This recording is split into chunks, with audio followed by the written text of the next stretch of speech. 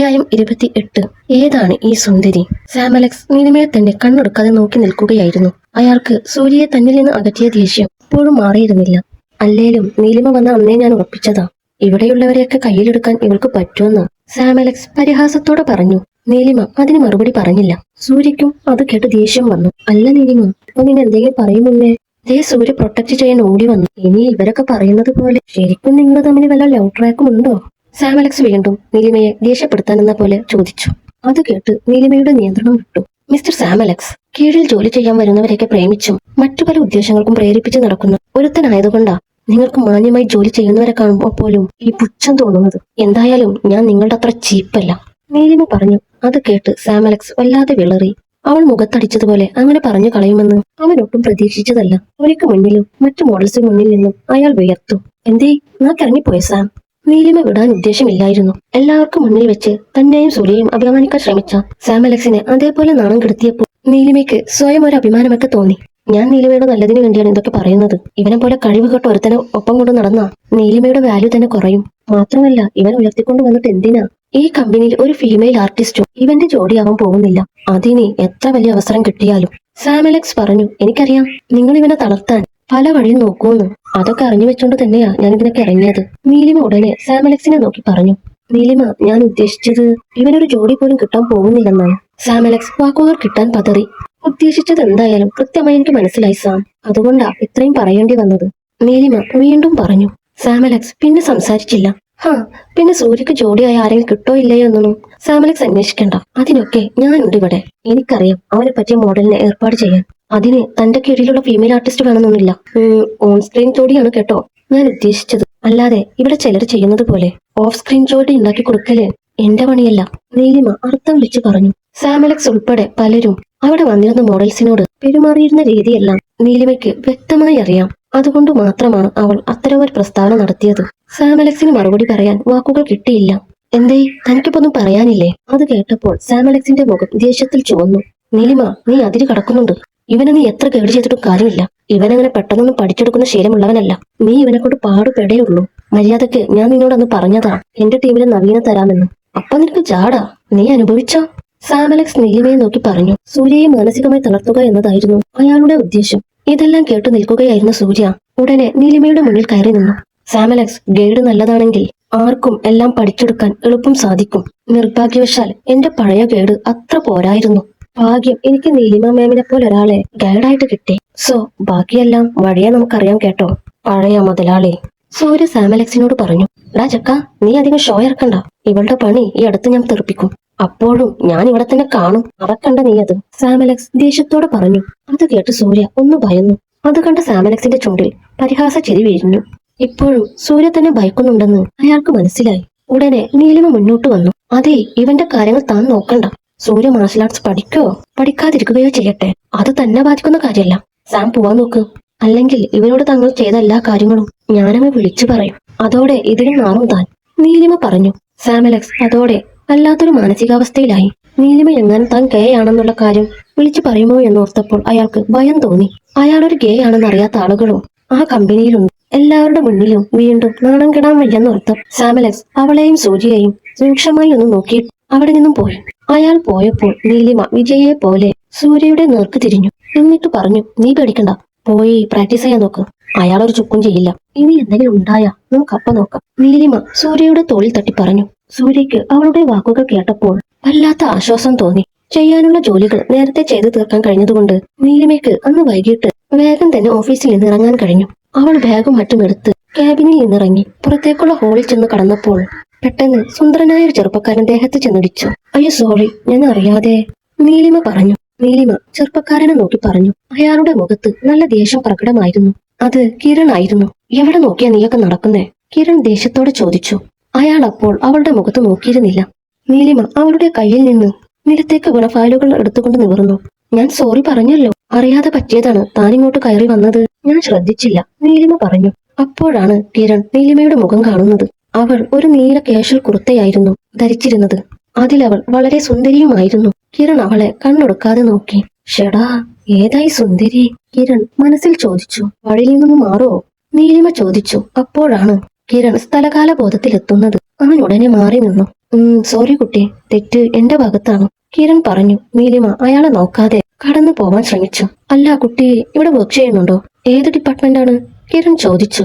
അയാൾ ആ സ്ഥാപനത്തിന്റെ നോക്കി നടത്തിപ്പുകാരനാണെന്നറിയാതെ നീലിമ അവനെ നോക്കി. എന്നിട്ട് പറഞ്ഞു, അതൊക്കെ നിങ്ങൾ എന്തിനാ അന്വേഷിക്കുന്നത്? വന്ന കാര്യം നോക്കിയിട്ട് പോവാൻ നോക്ക്. നീലിമ അതും പറഞ്ഞിട്ട് പുറത്തേക്ക് ഇറങ്ങിപ്പോയി. കിരൺ ആ നിൽപ്പ് തന്നെ നിന്നു. അവന്റെ മനസ്സിൽ മുഴുവൻ നീലിമയുടെ മുഖമായിരുന്നു. അവൻ ഉടനെ അവിടുത്തെ സ്റ്റാഫിനെ വിളിച്ച് നീലിമയെ കുറിച്ച് അന്വേഷിച്ചു.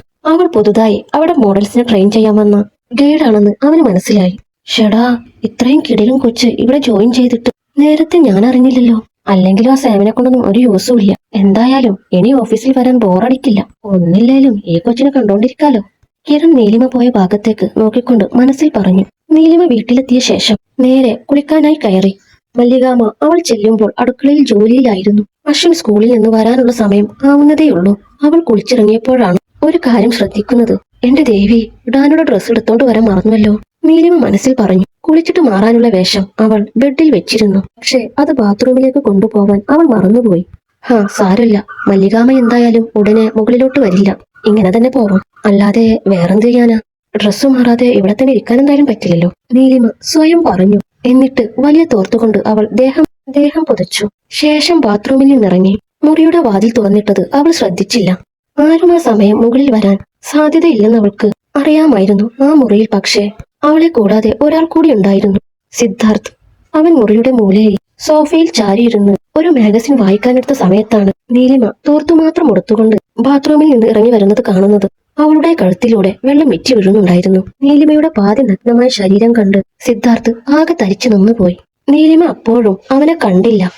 അവൾ ഇടാനുള്ള വേഷം ബെഡിൽ നിന്ന് എടുത്തു കുടഞ്ഞു. പെട്ടെന്ന് അവളുടെ തോർത്ത് അഴിഞ്ഞു വീണ് നിലത്ത് വീണു. താൻ ഒറ്റക്കാണെന്ന് വിചാരിച്ച് നീലിമ സാവധാനം തോർത്തെടുത്ത് വീണ്ടും ചുറ്റി. എന്നിട്ട് തിരിഞ്ഞു നിന്നു. അപ്പോൾ പിറകിൽ സോഫയിൽ അത്ഭുതത്തോടെ തന്നെ നോക്കി നിൽക്കുന്ന സിദ്ധാർത്ഥിനെ അവൾ കണ്ടു. സിദ്ധാർത്ഥിന്റെ ഉള്ളിൽ പലവിധ വികാരങ്ങളും ഉണരുന്നുണ്ടായിരുന്നു. നീലിമയെ പൂർണ്ണ നഗ്നയായി കണ്ടതിന്റെ അമ്പരപ്പ് അവന് വിട്ടുമാറിയില്ല. ബോധപൂർവം അത്രയും അടുത്ത് അവൻ ആദ്യമായാണ് ഒരു സ്ത്രീ ശരീരം ആ വിധത്തിൽ കാണുന്നത്. നീലിമയുടെ മുഖത്തും ഞെട്ടലും നാണവും ഒക്കെ പ്രകടമായിരുന്നു. താൻ എപ്പോഴാ റൂമിൽ വന്നത്? നീലിമ പതർച്ചയോടെ ചോദിച്ചു. സിദ്ധാർത്ഥ് അപ്പോൾ സ്വപ്നത്തിൽ നിന്ന് ഉണർന്ന ഭാവത്തിൽ അവളെ നോക്കി. നീ ബാത്റൂമിൽ നിന്ന് ഇറങ്ങി വന്നില്ലേ? അപ്പോ സിദ്ധാർത്ഥ് പറഞ്ഞു. അപ്പോ ഇയാള് തോർത്തഴിഞ്ഞു വീണതും കണ്ടു കാണില്ല ദേവി?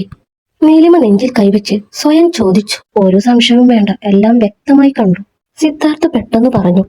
അവളെ ദേഷ്യം പിടിപ്പിക്കാൻ തന്നെയാണ് അവൻ അപ്പോൾ അങ്ങനെ പറഞ്ഞത്. ഒരു മനുഷ്യനായാൽ ഇത്തിരി നാണം വേണം. നമ്മൾ തമ്മിലുള്ള എഗ്രിമെന്റ് ഓർമ്മയുണ്ടല്ലോ, ഇല്ലേ? നീലിമ ചോദിച്ചു. അതിന് നീയല്ലേ നാണമില്ലാതെ എന്റെ മുന്നിൽ നിന്നത്? സിദ്ധാർത്ഥ് പറഞ്ഞു. അത് കേട്ട് നീലിമയ്ക്ക് ദേഷ്യം വന്നു. അവളുടെ മുഖം തുടുത്തു. അതെ, ഒരു പെണ്ണിന്റെ മുറിയിൽ കയറി വരുമ്പോൾ ഇത്തിരി മാനേഴ്സ് ഒക്കെ ആവും. നീലിമ പറഞ്ഞു. പറയുന്നത് കേട്ടാ തോന്നുമല്ലോ നീ ലോക്ക് ചെയ്ത വാതിൽ ചവിട്ടിപ്പൊളിച്ചാണ് ഞാൻ കയറി വന്നതെന്ന്. അല്ല, ഡ്രസ്സില്ലാതെ വാതിലും ചാരി വെച്ചിട്ടാണോ എല്ലാവരും കുളിച്ചിട്ട് വരുന്നത്? സിദ്ധാർത്ഥ് ചോദിച്ചു. താൻ അകത്തേക്ക് കയറി വന്നത് എന്തിനാ? ഞാൻ കുളിക്കുവാണെന്ന് തനിക്ക് മനസ്സിലായി കാണുമല്ലോ, നീലിമ ചോദിച്ചു. നീ അതിന് തോർത്തു മാത്രം ഉടുത്തുകൊണ്ടാണ് വരുന്നതെന്ന് ഞാൻ അറിയോ? സിദ്ധാർത്ഥ് ചോദിച്ചു. മതി താനൊന്ന് പോയേ, നീലിമ പറഞ്ഞു. അതെ, വലിയ ഐശ്വര്യറായി കളിക്കല്ലേ. നിന്റെ ഉദ്ദേശമൊന്നും നടക്കാൻ പോകുന്നില്ല. എന്റെ മനസ്സിളക്കാൻ നീ മനഃപൂർവ്വം ഇത് ചെയ്തതല്ലേടി? സിദ്ധാർത്ഥ് അവളെ വീണ്ടും ദേഷ്യപ്പെടുത്താൻ ചോദിച്ചു. അയ്യടാ, മനസ്സിളക്കാന് ഇയാള് വിശ്വാമിത്രനാണല്ലോ. ഒന്ന് പോടോ, നീലിമ പറഞ്ഞു. അവളുടെ നനഞ്ഞ ദേഹവും തുടുത്ത മുഖവും കണ്ടപ്പോൾ സിദ്ധാർത്ഥിന്റെ മനസ്സിൽ അല്പം മുമ്പ് കണ്ട നഗ്നത ഓർമ്മയിലേക്ക് വന്നു. അവൻ സോഫയിൽ നിന്ന് എഴുന്നേറ്റു. നീലിമ അവന്റെ നോട്ടം കണ്ട് ഒന്ന് പതറി. സിദ്ധാർത്ഥ് ഉടനെ അവളുടെ അടുത്തേക്ക് വന്നു. എന്നിട്ട് അരക്കെട്ടിൽ ചുറ്റി അവളെ തന്നോട് ചേർത്തു. നീലിമ ആകെ സ്തംഭിച്ചു പോയി. സിദ്ധാർത്ഥിന്റെ നോട്ടം നേരിടാൻ കഴിയാതെ അവൾ തല താഴ്ത്തി. സിദ്ധാർത്ഥ് അവന്റെ ചുണ്ട് അവളുടെ നനഞ്ഞ ചെവിയുടെ ഭാഗത്ത് കൊണ്ടുപോയി. നീലിമ അവന്റെ ചൂട് ശ്വാസം തട്ടിയപ്പോൾ ഒന്ന് പിടഞ്ഞുപോയി. മര്യാദക്ക് പോയി ഡ്രസ്സ് മാറിക്കും, അതാ തനിക്ക് നല്ലത്. എഗ്രിമെന്റിന്റെ കാര്യമൊക്കെ അല്ലെങ്കിൽ ഞാനങ്ങ് മറക്കും, സിദ്ധാർത്ഥ് മൃദുവായി അവളുടെ കാതിൽ പറഞ്ഞു. അവൻ പറഞ്ഞത് കേട്ട് നീലിമയുടെ ഉള്ളിൽ പലവിധ വികാരങ്ങൾ ഉണർന്നു. അവൾ ലജ്ജയോടെ തല താഴ്ത്തി അവനെ പിന്നിലേക്ക് തള്ളി. എന്നിട്ട് പുഞ്ചിരിയോടെ വേഷം മാറാൻ കയറി. സിദ്ധാർത്ഥിന്റെ മുഖത്തും ചിരിയുണ്ടായിരുന്നു. അവൻ ഹോളിൽ ചെന്ന് സോഫയിലിരുന്നു. അപ്പോഴേക്കും നീലിമ വേഷം മാറി വന്നു. അല്ല, നീ എന്തിത് നേരത്തെ വന്നേ? സിദ്ധാർത്ഥ് ചോദിച്ചു. ജോലി വേഗം തീർന്നു, അതാ. നീലിമയ്ക്ക് അപ്പോഴും ചമ്മൽ മാറിയിരുന്നില്ല. സിദ്ധാർത്ഥന്റെ നേരത്തെ നീലിമ ചോദിച്ചു. ഓ അതോ, ഞാനൊരു ബിസിനസ് ട്രിപ്പ് പോവാ, 2 ദിവസം കഴിയും വരാൻ. സോ നിന്നെ ഒന്ന് കണ്ടിട്ട് പോവാമെന്ന് കരുതി, സിദ്ധാർത്ഥ് പറഞ്ഞു. സിദ്ധാർത്ഥ് പറഞ്ഞത് കേട്ട് നീലിമയ്ക്ക് ചെറിയ വിഷമം തോന്നി. സിദ്ധാർത്ഥ് തന്നോട് ഇപ്പോൾ ഒരുപാട് സ്നേഹം കാണിക്കുന്നുണ്ടെന്ന് ഓർക്കുകയായിരുന്നു അപ്പോൾ നീലിമ. അതിൽ അവൾക്ക് വളരെ സന്തോഷം തോന്നി. ചിന്തിച്ച് കാടുകയറണ്ട, എന്നോട് മല്ലികാമ്മ പറഞ്ഞതാ നിന്നെ വന്ന് കണ്ട് പറഞ്ഞിട്ട് പോവാൻ, അല്ലാതെ നിന്നോടുള്ള പ്രേമം കൊണ്ടൊന്നല്ല. സിദ്ധാർത്ഥ് ഉടനെ പറഞ്ഞു. എന്റെ പൊന്നോ, ഒന്ന് പോയേ, നിങ്ങൾക്ക് എന്നോട് സ്നേഹമൊന്നുമില്ലെന്ന് എനിക്ക് വളരെ നന്നായി അറിയാം. സോ ഇതിപ്പോ ഇങ്ങനെ എപ്പോഴും പറയണമെന്നില്ല. നീലിമ പറഞ്ഞു. ഹാ, അറിഞ്ഞിരുന്നാ മതി. നീലിമയെ നോക്കി സിദ്ധാർത്ഥ് പറഞ്ഞു. അവളുടെ മുഖത്ത് ഭാവവ്യത്യാസങ്ങൾ ആസ്വദിക്കുകയായിരുന്നു അവൻ. താൻ പറഞ്ഞ കാര്യം അവളെ ശുണ്ടി പിടിപ്പിച്ചിട്ടുണ്ടെന്ന് അവന് മനസ്സിലായി. സിദ്ധാർത്ഥ് പുഞ്ചിരിച്ചു. അപ്പൊ ശരി, ഞാൻ ഇറങ്ങുവാ. സിദ്ധാർത്ഥ് ചിരിയോടെ ഇറങ്ങിപ്പോയി. നീലിമ അവൻ പോകുന്നതും നോക്കി നിന്നു. അവൾ പോലും അറിയാതെ അവനോടൊരിഷ്ടം അവളുടെ മനസ്സിൽ അലയടിക്കുന്നുണ്ടായിരുന്നു. സിദ്ധാർത്ഥ് കാറിൽ കയറിയിരുന്നു. കാർ മുന്നോട്ടെടുത്തിട്ടും അവന്റെ ശ്രദ്ധ മറ്റെവിടെയോ ആയിരുന്നു. അവളോട് മറ്റാരോടും തോന്നാത്ത വിധം ഒരടുപ്പം ഈ ഇടയായി തോന്നുന്നുണ്ട്. മറ്റൊരു പെണ്ണിനോട് യാതൊരുവിധ ശാരീരിക അടുപ്പമോ മാനസികമോ ആയ ആകർഷണം തോന്നിയിട്ടില്ല. ഇത് രണ്ടും നീലിമയോടുണ്ട്. അതിന് കാരണം എന്താണെന്ന് അവന് തന്നെ അറിയില്ലായിരുന്നു. എന്തോ ഓർത്ത് ചിരിക്കുന്ന സിദ്ധാർത്ഥിനെ കണ്ടപ്പോൾ ഡ്രൈവർ അമ്പരപ്പോടെ അവനെ തന്നെ നോക്കി. തന്റെ മുതലാളി വല്ലാതെ മാറിപ്പോയിരിക്കുന്നു എന്നയാളും ചിന്തിച്ചു. നീലിമ ബാത്റൂമിൽ നിന്ന് ഇറങ്ങിയ രംഗമായിരുന്നു അപ്പോൾ സിദ്ധാർത്ഥിന്റെ മനസ്സിൽ. അവളുടെ കവിളിൽ നിന്ന് വെള്ളം ഇറ്റി വീഴുന്നത് കണ്ടപ്പോൾ അവന്റെ മനസ്സിൽ അവളെ പിടിച്ച് ചുംബിക്കാൻ തോന്നിയിരുന്നു. പക്ഷെ അവൻ സ്വയം നിയന്ത്രിക്കാൻ ശ്രമിച്ചു. നീലിമ തന്നെ കുറിച്ച് എന്ത് കരുതുമെന്നോർത്തായിരുന്നു അത്. എന്നാലും നീയൊരു വല്ലാത്ത പെണ്ണു തന്നെ. ചിലപ്പോ തോന്നും ഭയങ്കരിയാണെന്ന്. ചിലപ്പോ ഒരു കുഞ്ഞിനെ പോലെ നിന്നെ കൊഞ്ചിക്കാൻ തോന്നും. സത്യത്തിൽ നീ ആരാ? സിദ്ധാർത്ഥ പുഞ്ചിരിയോടെ മനസ്സിൽ ചോദിച്ചു.